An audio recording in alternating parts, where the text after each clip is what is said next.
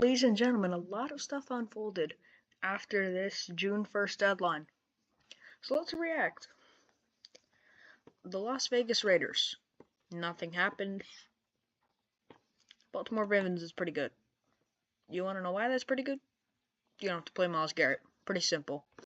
Dolphins, nothing happened. Broncos, meh. Here's why. If you're a Super Bowl contender and you see that the Rams just got Myles Garrett, how you feeling? Meh is the response. Even though he just left the conference, it may have just gotten worse for Denver Broncos. Packers, nothing happened. Rams, let's go. We ruined the NFL. Trent McDuffie, Myles Garrett, Jalen Watson. Nobody cares about Ty Simpson, but that could still be good at some point. Who knows? This offseason has been insane for the LA Rams. And I'm not going to say what everybody else is saying. Oh, they're locks to win the Super Bowl now. Yeah, they're heavy favorites, or they're pretty good favorites to win the Super Bowl. But are they going to win the Super Bowl? Anything could happen. Who were the favorites to win the Super Bowl last year?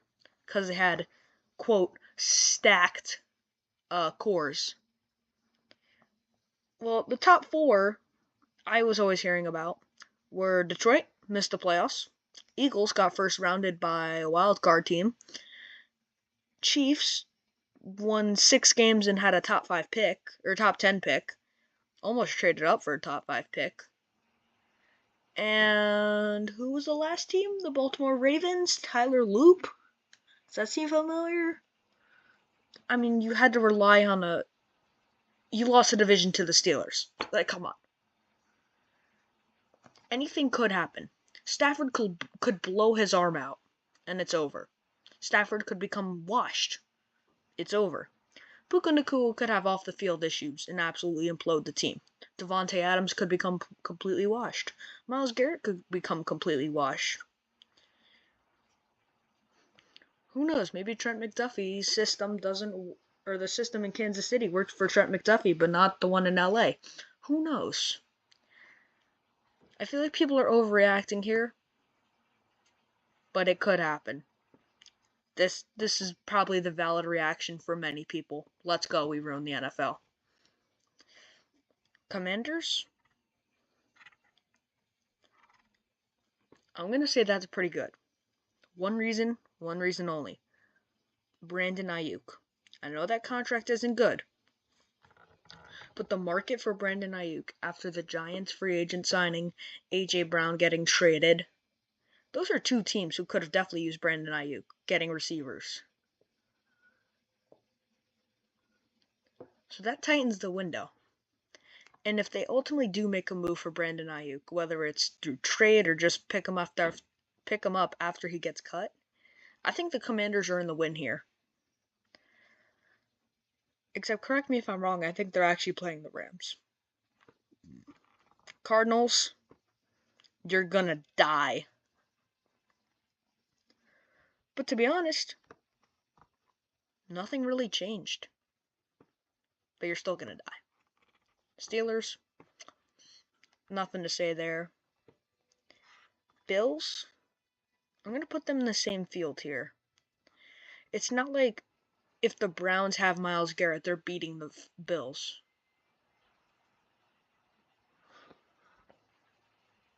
Still gonna get BTA. So, doesn't really change anything except for playing the Rams. Falcons, nothing happened. Seahawks, ooh. Yeah, I'm not feeling good right now. I just lost a few pieces. And I barely survived this team in the NFC Championship, but now you're telling me I have to play them again 2 times a year. Now they have Myles Garrett and Trent McDuffie. And I'm supposed to win a Super Bowl? Yeah, I don't know about that one. Patriots, that's pretty good. You want to know why? Drake May finally has that guy he could rely on. You know what this could also do? The threat. I mean, just look at their offseason. They now have Romeo Dubs and AJ Brown, and with a developing Travion Henderson, developing Drake May, and still underrated as hell, Hunter Henry. This offense is kind of scary. And their defense has already been scary. And I think the offense is catching up to them. Screw a first-round pick. You have your core. You're getting A.J. Brown. I think he's 27, 28. You're getting a quality A.J. Brown for at least 3 more years. And that is well worth a first-round pick. I mean, this is a mid-first-round pick.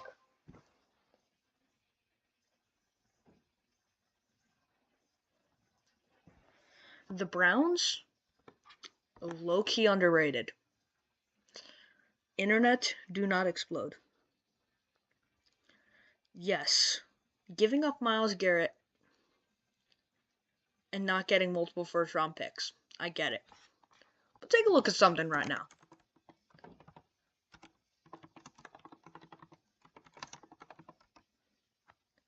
He is 30 years old.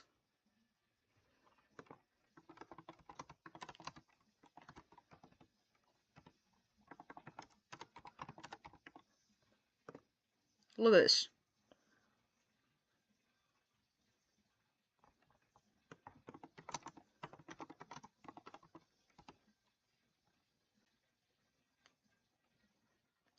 He retired at 32.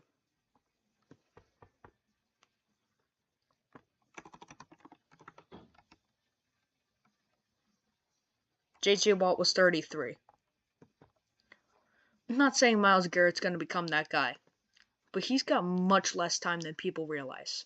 And giving up a 25-year-old in his prime, who's had to deal with injuries, if he is finally fully healthy, this guy could have some crazy seasons. And this dude's got at least like 5 to 6 more years in his career. Myles Garrett, he has max 5 to 6 years in his career.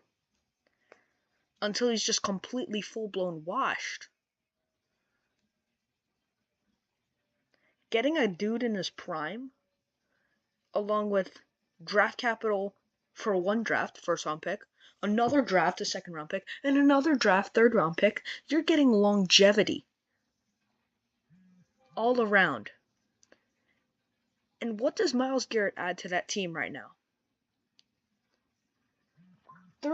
There is not much. There is nothing left for this Browns team to do. All you're doing is setting yourself up to get a better draft pick, more draft picks, and the better long-term player. Myles Garrett would definitely leave after that 4-year contract. Would you rather have 4 years of Myles Garrett, or let's set that same timeline there, or 9 years of Jared Verse plus draft capital? By the end of that 4 years, maybe the Browns will finally be ready to contend, and then you realize your star player's washed. He had to go. I think this is a win-win trade. Bears, nothing happened. Vikings, nothing happened. Tampa Bay, nothing happened. Houston, there is no problem. Actually, you know what? I'll put the Dolphins at med due to the AJ Brown trade, but nothing happened.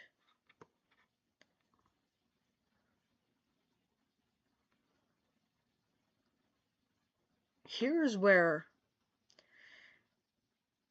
if I'm the Chiefs, I panic a little bit.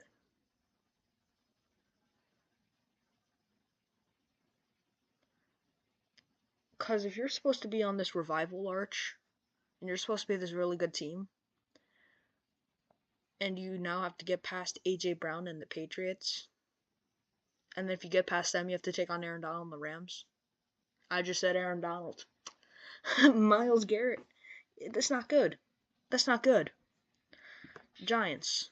Regardless of week 2 playing Myles Garrett, Monday Night Football in LA. Outside of that, yep, Giants did pretty good. But the bad news here is the reality you've learned from this. You know what this tells us? This tells us Malik Nabers might not be ready. This tells us that they have a backup plan. This tells us that we might have a rough start to the year. And you know what's already been told? Gunnar Olszewski's out. Malik Nabers' recovery's not taking a super good stride. OBJ, solid depth. Not saying he's going to be 2015 Odell. Not saying he's going to be 2016 Odell. Not saying he's even going to be 19 Odell. Maybe I'm expecting Ravens Odell. Maybe Ravens Odell. But solid depth. Juju Smith-Schuster, what did he provide? He provided some quality zone coverage balls. And I feel like he's going to be a security blanket for a young quarterback. That's pretty helpful. Braxton Berrios, with Gunnar Olszewski on IR, we need another kick returning specialist and another special team specialist. And Braxton Berrios can do some fun stuff. I think it could kind of open up some of this offense. Eagles.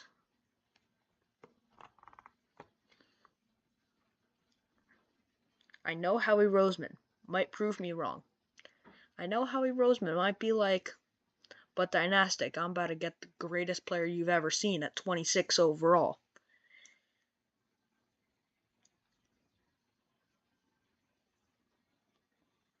But like, what if you don't? And now what have you done?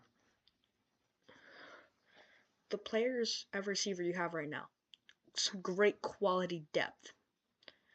But outside of Devontae Smith, I don't see another alpha. And when you look at the other receiving rooms, there is an established alpha. Malik Nabers, Terry McLaurin, CeeDee Lamb, hell, even George Pickens. But Devontae Smith, he's solid. He could eventually be that alpha now that he's given main reps. It's just, I don't know. I feel like Dallas Goedert's going to be more washed. I feel like Barkley's going to be more washed. I feel like Jalen Hurts is going to fold a little bit more now that he doesn't have that security blanket type player. I just feel like this is more than just trading away him. It's not just impacting that one spot. It's like when you have a cut in your body. Yeah, you might bleed out. But you gotta send blood from somewhere else to fill in that hole. Now you gotta pump up more blood. But the Eagles aren't pumping up more blood. And if you're a win now team, what are draft picks gonna do for you? You're just pumping up blood for a year or two further on. Dallas Cowboys, that's pretty good. A.J. Brown, gone. That's all I gotta say. A.J. Brown's gone. But like, yeah. No explanation needed. The NFC West is cooked.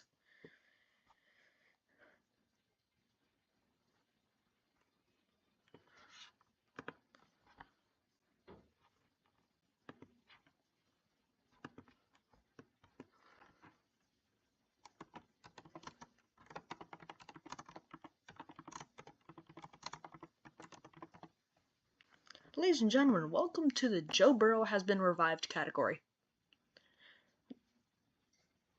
Joe Burrow is now way less likely to absolutely get mauled by something that isn't human. Good for you guys. Congrats. The Chargers, nothing happened. Jets.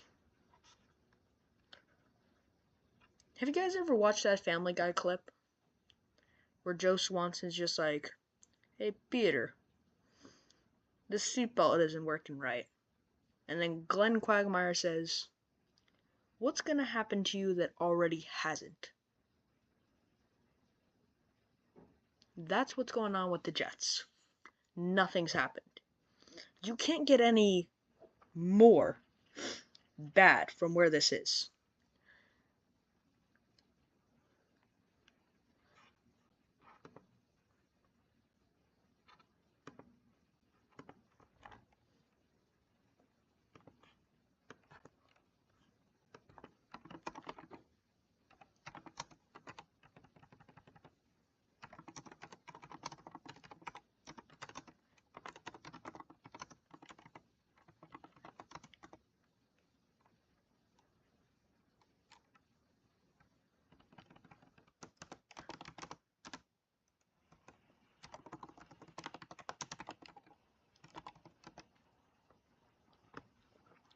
Yes, the Jets draft stock might be a little bit worse, but don't act like you don't have.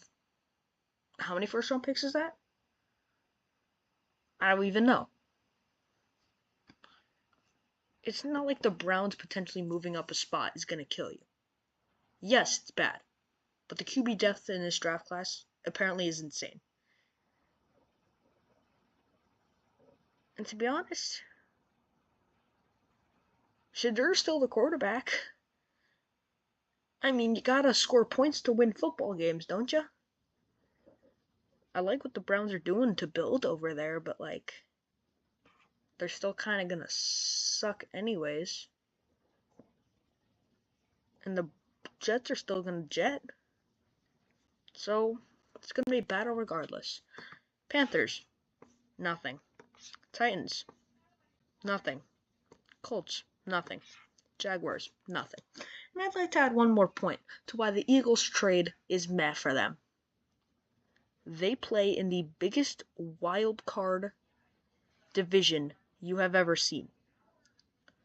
Philly, they could be Super Bowl contenders, but you know what? There's a world where they go 7-10, miss the playoffs. Commanders, in my opinion, they're the most overrated team on planet Earth. But if Jaden Daniels has his rookie season all over again, and this core does what they did last year with an improved defense, who knows? Maybe they're 12-5 and win the division. Could happen. Dallas Cowboys, you could argue they have the best offense in the NFL. You could also argue they have the worst defense in the NFL. Can you outscore your problems? You could. You could go 13-4. But if your offense explodes, you could go 3-14. Who knows? Giants. Well, Malik's going to be injured. But what if he's not? What if their offense explodes in a good way and their defense steps up?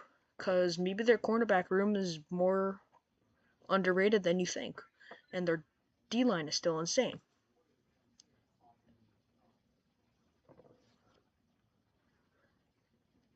So I'm saying the NFC East is the biggest wild card division you could possibly see. Any of these teams here could contend for a top 10 pick. But any of these teams could kind of win the division.